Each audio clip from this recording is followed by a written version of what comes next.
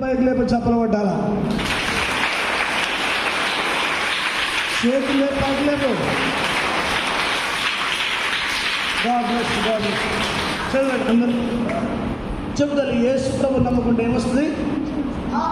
చప్పలు కొట్టడం ఎంత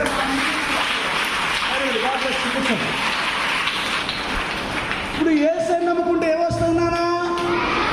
రక్షణ అనండి. చెప్పండి ఏంటిది? యేసు నమ్ముకుంటే ఏమొస్తుంది? చెప్పాలా. యేసు అంటే అర్థం ఏంటిది? రక్షకుడు. యేసు అంటే అర్థం ఏంటిది? రక్షకుడు. యేసు నమ్ముకుంటే